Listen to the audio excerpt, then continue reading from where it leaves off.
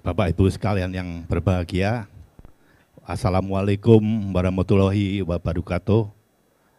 Om Swastiastu, Namo Buddhaya, salam kebajikan, Shalom. Terima kasih atas kebersamaan hari ini, dan seperti apa yang direncanakan hari ini kita akan membicarakan mengenai inovasi di bidang energi. Tadi kita sudah mendengar secara detail mengenai inovasi dari segi teknik, dari segi saintifik yang sudah dipaparkan oleh Pak Puji, dan sudah komplit lah apa yang sudah kita lakukan.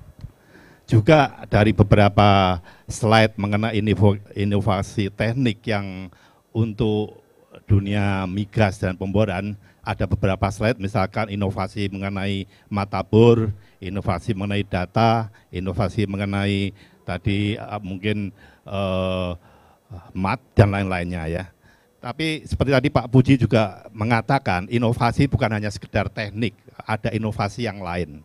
Ya, mungkin saya akan lebih banyak mengupakan inovasi secara practicality, praktek yang ada di dunia pemboran saat ini, bagaimana kita dapat membantu pemerintah untuk menaikkan target menghasilkan 1 juta oil barrel per day, seperti yang tadi sudah ada di dalam video. Oke, di title-nya adalah mewujudkan pemboran migas secara aman, sukses, dan menemukan cadangan yang seharusnya ada. Nah, mungkin sebagian besar kita akan memperkenalkan apa itu pemboran di bidang migas atau panas bumi. Karena mungkin tidak semua orang tahu apa sih pekerjaan pemboran itu dan inovasi apakah yang kita perlukan saat ini. Ya, berikutnya. Jadi next. Nah, ini sekedar supaya untuk diketahui, APMI itu sudah berdiri sejak tahun 1980. Dan beranggotakan waktu itu di zaman keemasan sebelum tahun 2015 itu ada sekitar 350 anggota yang aktif. Saat ini dengan waktu itu tahun 2015 dengan turunnya harga minyak dan masalah COVID, sekarang yang aktif mungkin tinggal 30-40% lah, ada sekitar 67 perusahaan lah ya. Dan yang lain mungkin mudah-mudahan dengan pencanangan ini target produksi nasional itu mudah-mudahan dengan inovasi tadi yang akan kita bicarakan nanti mudah-mudahan akan menarik minat ya dari subkontraktor atau investor asing untuk baik dalam negeri juga untuk membantu mendapatkan cadangan yang kita inginkan. Ini adalah jadi di AMI ada kita dibagi ada board of supervisor itu biasanya itu dari seperti dari PDSI, dari kontraktor yang cukup terkenal lah ya, dan ada board of executive yang kebetulan saya sebagai chairman dan juga ada dewan pembina. Itu sekedar mengenai APMI. Jadi semua anggota APMI yang berkeinginan untuk bersama memajukan boleh mendaftar dan dengan senang hati kita akan bekerja sama untuk melakukan apapun inovasi yang ada nanti. Berikutnya. Nah, sekedar mengetahui di dunia eksplorasi atau upstream ya, itu pemboran itu tidak begitu gampang dijalankan. Bagaimana sih cara menemukan titik pemboran? Kok tahu-tahu ngebornya di Sumatera Selatan, di Pendopo, bukan di Jakarta ya? Mengapa? Ini sekedar gambaran. Jadi pada awalnya itu kita menentukan titik dengan melalui seismik ya, kita melakukan eksplorasi melalui mengirimkan data seismik ke dalam seperti gambar di sini ya. Ini kita mengirimkan gelombang data yang mungkin berasal dari detonasi dari bahan peledak ataupun dari vibrator. Kemudian kita terima dengan geophone sebagai receiver, itu akan menentukan bentuk dari formasi di bawah tanah, di mana ada kemungkinan hidrokarbonnya di mana. Jadi awalnya dari survei seismik, setelah itu didapatkan titik di mana kita perlu melakukan pemboran, kita melakukan pemboran, dan setelah pemboran dilakukan, Apabila nanti terdapat hidrokarbonnya baru kita produksi. Untuk melakukan pemboran itu kita memerlukan rig, yang ini adalah gambaran rig darat. Tapi nanti kita akan lihat bermacam-macam rig dan berapa sih biaya untuk melakukan pemboran supaya tahu ya apakah itu pemboran. Oke, berikutnya. Nah, untuk downstream itu ada sedikit saja. Jadi apabila tadi sewaktu kita ngebor di upstream kita menemukan minyak, apa yang dilakukan? Karena yang kita temukan itu mungkin hanya 10 barel, hanya 100 barel. Kita tidak bisa langsung mengirimkan ke refinery atau dengan jumlah yang begitu kecil karena tidak efisien dan tidak ekonomis. Makanya biasanya di tempat-tempat pemboran tuh yang cukup besar ada namanya storage tank. Ini sih masif ya, ini mungkin di Pelaju atau di Dumai, tapi kadang-kadang misalkan di daerah remote seperti Maluku, kita punya 2 atau 3 storage tank, jadi tiap kali kita ngebor keluar minyaknya, itu kita simpen dulu, kita timbun sampai jumlah tertentu, misalkan 50.000 metric ton, supaya kita bisa kirim pakai vessel tadi. Jadi transportasinya ada 2 macam, jadi hasil crude oil yang dari sumur, kita kirimkan untuk disimpan di storage tank ya. Setelah cukup jumlah itu kita kirimkan lagi ke refinery untuk dipilah-pilah, dijadikan mungkin pertalite, pertamax, aftur ya, aspal segala macam. Jadi itu prosedur pengiriman, mengapa kita memerlukan pengapalan dan mengapa kita memerlukan storage tank ya. Berikutnya. Nah, tadi seperti saya kemukakan waktu kita ngebor sumur, mungkin satu sumur hanya ada 150 barel. Makanya seperti di Riau ada belasan ribu sumur ya. Karena satu sumur 50 barel katakan dan sedang produksi di PAR pernah mencapai 200.000 barel per day, bahkan lebih. Jadi untuk itu memerlukan suatu surface facility atau fasilitas permukaan di mana kita menyimpan tadi hasil minyak yang diketemukan tadi. Dan itu untuk di atasnya, di bawahnya ada yang dinamakan subsurface facility ya, di mana bagaimana kita bisa kalau sudah menemukan minyak di bawah tanah ini bagaimana kita bisa memproduksinya. Itu kita memerlukan beberapa alat yang mungkin cukup banyak. Nanti kita lihat ya berikutnya.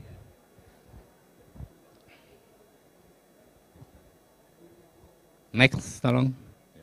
Nah, mungkin Bapak Ibu tadi APMI adalah singkatan dari Asosiasi Perusahaan Pemboran Minyak, Gas dan Panas Bumi. Ya, orang hanya mengira anggota APMI ini hanya anggota perusahaan yang mempunyai rig saja. Tapi sebetulnya kalau kita lihat ini tadi disampaikan juga oleh Pak Tito, kita mempunyai 21 sub bidang ya. Mulai dari seismik, jadi waktu pertama menentukan lokasi kita run seismik. Kemudian waktu ngebor kita memerlukan rig dan memerlukan lumpur untuk sebagai pembawa kotoran juga sebagai cooler ya. Kemudian kita memerlukan selubung untuk membatasi antara air dan minyak supaya airnya tidak ikut keluar. Dan kemudian kita melakukan cementing ya. Kita melakukan testing segala macam. Jadi ada 21 jenis perusahaan. Dan sayangnya banyak inovasi tadi seperti dari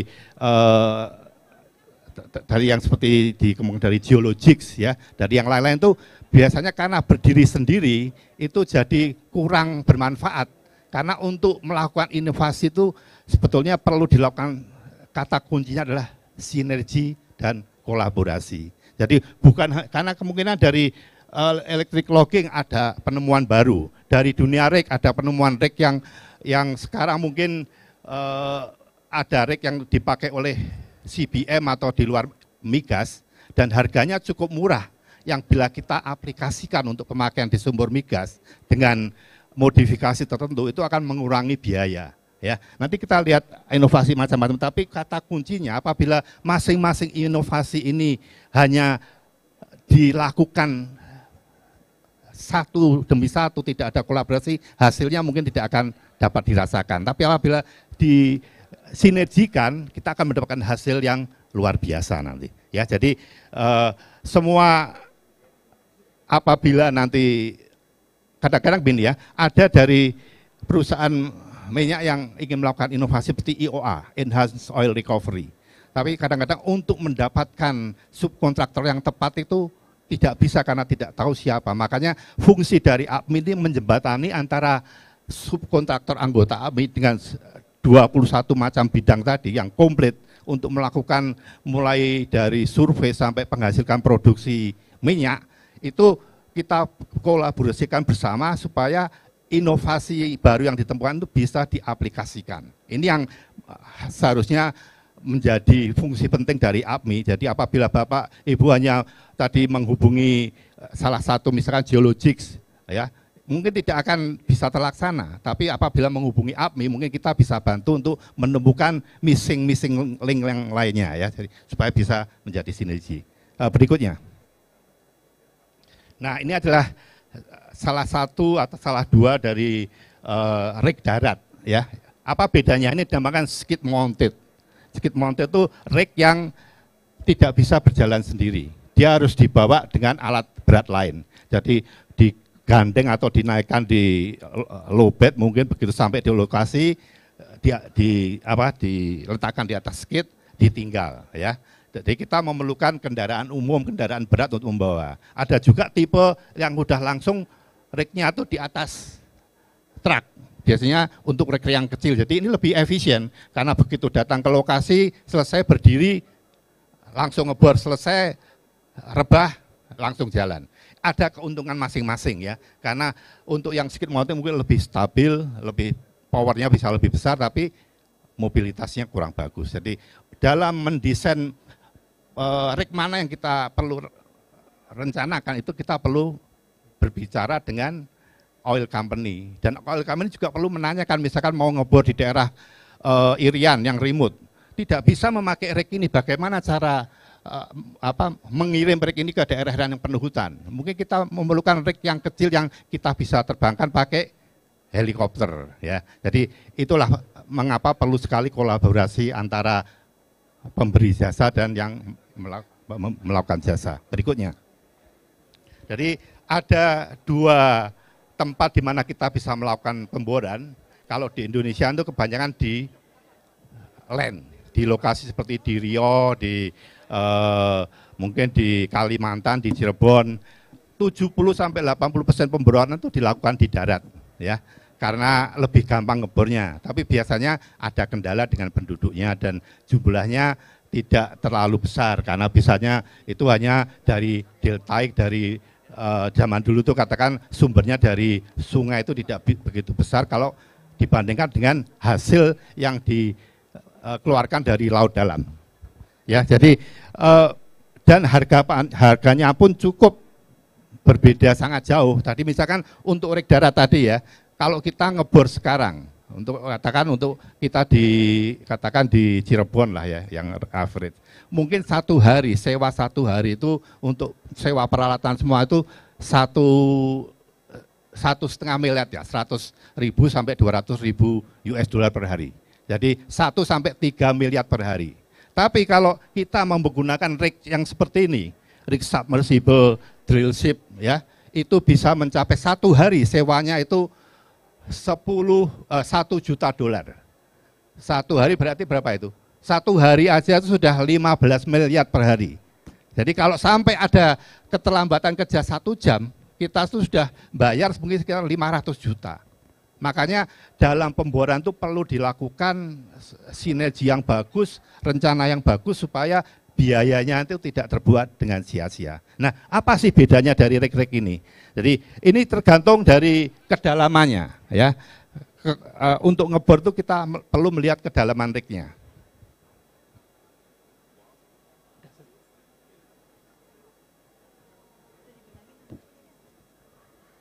Hah? 5 menit lagi. Oke, ini 20 menit.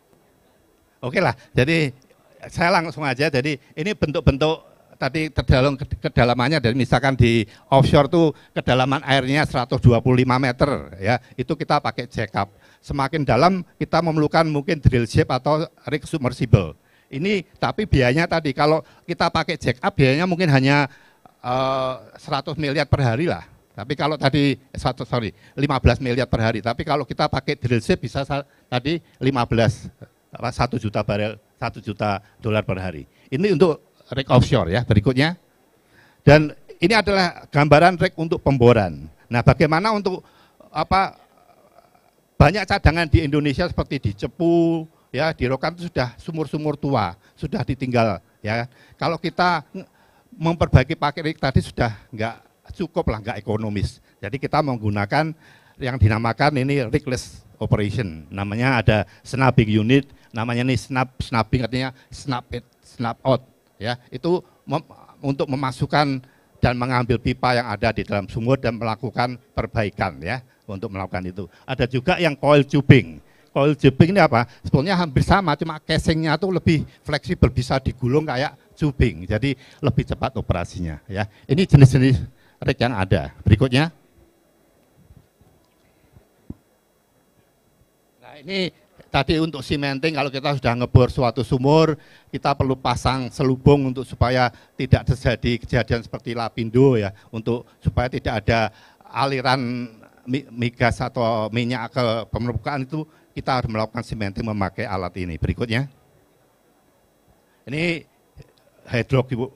hydraulic workover unit yang untuk mungkin di Delta Mahakam, jadi alatnya macam-macam ya Bapak Ibu, jadi tidak gampang menentukan. Jadi kalau mau minta rig itu juga kalau dikatakan seperti SK Migas kekurangan rig 50 rig, kita harus tahu rig mana, apakah HWU, apakah rig di darat, apakah rig di offshore, jadi perlu lebih detail masalahnya ya. Berikutnya. Nah, ini juga alat fracturing ini untuk misalkan kita sudah ada hidrokarbon di bawah untuk di limestone atau di kapur, itu karena porositasnya itu kalau sand itu porositasnya terbagi rata, katakan kalau kapur itu kalau tidak dipecahkan itu tidak keluar itu hidrokarbon. Jadi kita memerlukan fracturing unit dengan memasukkan tekanan tinggi ya, mungkin tekanan air atau apapun supaya pecah itu formasi sehingga hidrokarbon bisa keluar. Berikutnya. Ini adalah alat logging untuk mengetahui data, karena waktu kita ngebor ke bawah kita pengen tahu di mana sih letaknya minyak di kedalaman 1000-1500, kita menggunakan logging ya. Itu memakai nuklir, sonik, macam-macam teknologi sehingga kita tahu kalau ada itu minyak atau gas, bagaimana cara produksinya, begitu. Berikutnya. Nah, inilah inovasi yang kita perlukan saat ini. Saat ini kita dalam keadaan krusial karena pemerintah hari ini atau bulan kemarin itu produksinya sekitar 623.000 barel per day. Padahal target pemerintah itu 1 juta barel per day di tahun 2030.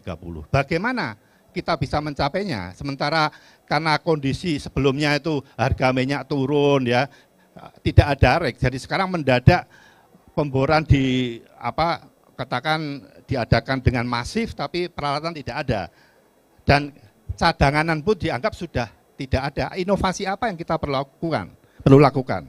Ada dua hal. Satu, inovasi untuk menemukan cadangan baru, yaitu salah satu melakukan eksplorasi dan eksploitasi di laut dalam. Tapi tadi sudah disebutkan biayanya sangat mahal. Tidak banyak company yang mau melakukan itu, apalagi sekarang banyak company dari luar negeri seperti misalkan Total ya, yang lain sudah pada pull out dari Indonesia, jadi agak susah mendapatkan, walaupun kita tahu ya, seperti kita ada di Masela, masih banyak sebetulnya kalau kita mau, masih banyak cadangan hidrokarbon, tapi kita harus kalkulasi biayanya cocok atau enggak. Jadi untuk eksplorasi bagus ya, inovasi, tapi biayanya banyak. Nah, hal yang kedua, melakukan sumur pemboran yang semakin dalam. Salah satu inovasi yang saat ini kita harapkan berhasil adalah yang dilakukan di PHR. Jadi selama ini kita melakukan pengambilan hidrokarbon itu hanya dari formasi sand ya, formasi karbonat. Tapi sekarang inovasi baru, kita masuk ke basement, jadi di mana sumber hidrokarbon berasal, itu dinamakan unconventional hidrokarbon atau dalam bahasa Indonesia migas yang bukan biasa. Agak aneh ya, tapi itu inovasi untuk mencari cadangan yang lebih banyak, karena cadangan yang sekarang itu makin lama makin menipis. Bukan seperti geothermal yang renewable, ini mungkin kita mengharapkan masih 30 sampai 50 tahun ke depan, tapi apabila kita betul-betul mendapatkan inovasi, bukan tidak mungkin kita bisa memperpanjang masa hidrokarbon tadi. Nah, yang ketiga, kita perlu melakukan produktivitas dan efisiensi biaya. Karena sekarang dengan harga migas naik, harga minyak bumi naik, biaya pun semuanya jadi naik. Logistik naik, harga peralatan naik, jadi kita perlu melakukan efisiensi biaya. Yang belum tersebut di sini, nomor 4 adalah yang dinamakan EOR, Enhanced Oil Recovery. Tadi sudah sempat disebut sebelumnya sedikit. Apa itu Enhanced Oil Recovery? Jadi sekarang tadi banyak sumur tua yang sudah mungkin kadar minyaknya, kalau dulu waktu pertama diproduksi mungkin dari 1000 liter cairan yang keluar itu 50% minyak. Bagus. Sekarang mungkin dari 1000 liter minyak fluida yang diambil mungkin tinggal hanya 5%.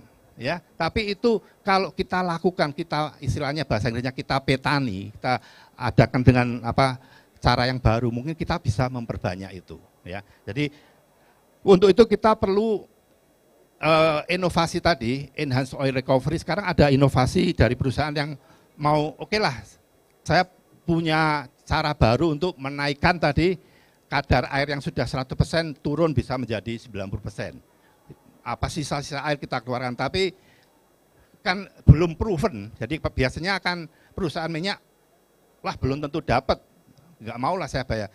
Sudah ada sekarang semacam ide, oke lah, no gear, no pay. Saya akan jalankan alat ini, ide saya di sumur di lokasi Bapak, kalau tidak menghasilkan tidak perlu dibayar, hanya kalau menghasilkan. Ini salah satu inovasi yang juga sangat bagus untuk kita terapkan. Di samping tadi yang saya sebutkan, ada rig-rig baru yang mungkin harganya jauh lebih murah, yang sangat tepat aplikasinya untuk sumur-sumur tua. Kita kombinasikan dengan IOA, mudah-mudahan mendapatkan cadangan migas dengan biaya yang lebih murah dari biasanya.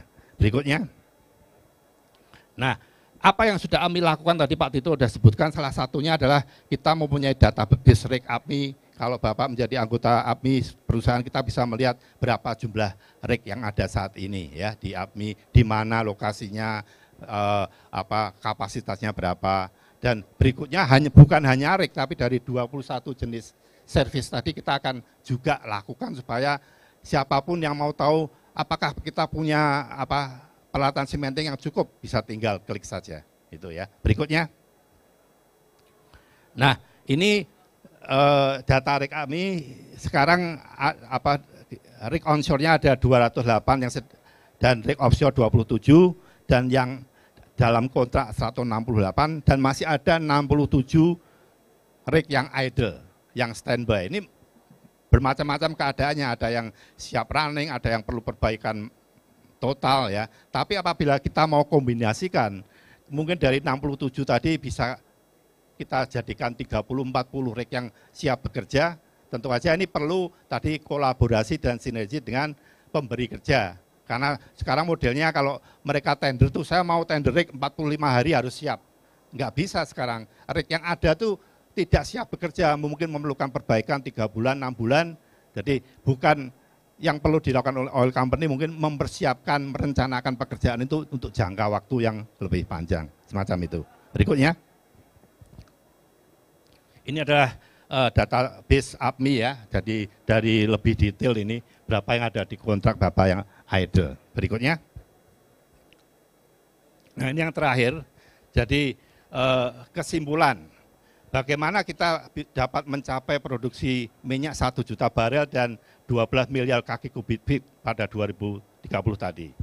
Satu, mau tidak mau harus dilakukan pemboran, karena tanpa ngebor omong kosong ya, karena berapapun rencananya kalau kita mau berjalan ke Monas, kalau kita tidak melangkah, tidak akan sampai ke Monas. Perlu melangkah walaupun pelan, memerlukan 1 bulan, tapi selama kita berjalan kita akan sampai. Kalau diam kita nggak akan bisa ya. Jadi perlu pemboran adalah satu-satunya jalan untuk mencapai 1 juta barel per day.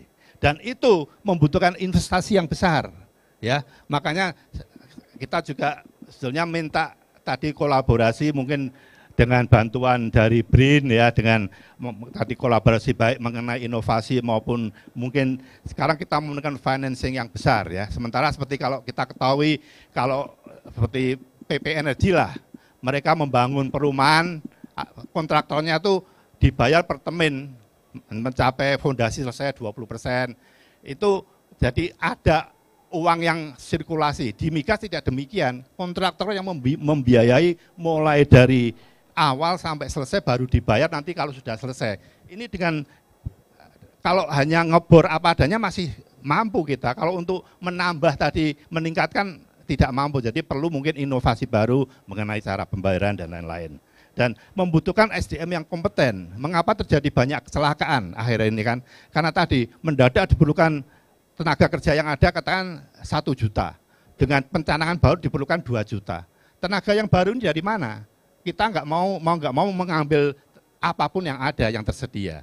Dan tidak ada pelatihan yang properly lah, training yang proper sehingga mereka tidak sadar bahwa bahaya di sumur pemboran. Itu perlu juga kolaborasi dengan pemerintah daerah bagaimana mereka bisa membantu untuk memberikan pelatihan terutama untuk keselamatan kerja, ya. Nah, tadi saya sebutkan tadi optimasi produksi minyak dengan metode EOR yang saya yakin apabila dibicarakan satu sama lain kita bisa menambah cadangan terutama sumur-sumur yang sudah banyak ditinggalkan. Sekarang banyak sekali sumur tua yang ditinggalkan karena Pertamina menerima hibah dari Total, ya, dari Faiko. Itu biayanya cukup besar hingga sumur-sumur yang tadinya dikerjakan yang kecil-kecil dianggap kurang ekonomis terlantar. Itu yang kita bisa kerjasamakan dengan cara no gear no pay tadi. Dan jadi terakhir tadi katanya adalah sinergi, koordinasi, dan kolaborasi di antara baik antara K3S dengan APMI, dengan subkontraktor maupun antara SKK Migas dengan mungkin salah satu hal yang perlu diketahui misalkan begini kita mau ngebor di offshore, ini kejadian betul ya. Sudah diusahakan supaya terjadi kolaborasi antara 3 perusahaan itu memakai satu kontrak supaya cepat dan efisien. Tapi ternyata antara pemerintah daerah itu tidak berbicara satu sama lain. Jadi untuk berpindah katakan dari Cirebon ke Semarang itu memerlukan izin. Kadang-kadang izinnya tidak keluar sebulan. Jadi tadi ide untuk efisiensi itu menjadi tidak bermanfaat. Jadi perlu tadi yang disebut Pak Puji ada sektoral ego itu kita perlu hilangkan mungkin dengan bantuan BRIN kita bisa mendiskusikan apa sih yang kita perlukan bersama-sama supaya kita bisa mencapai target yang diperlukan. Itu. Terima kasih. Wassalamualaikum warahmatullahi wabarakatuh. Waalaikumsalam. Terima kasih, beri aplaus untuk Bapak Supriyonggo Santoso.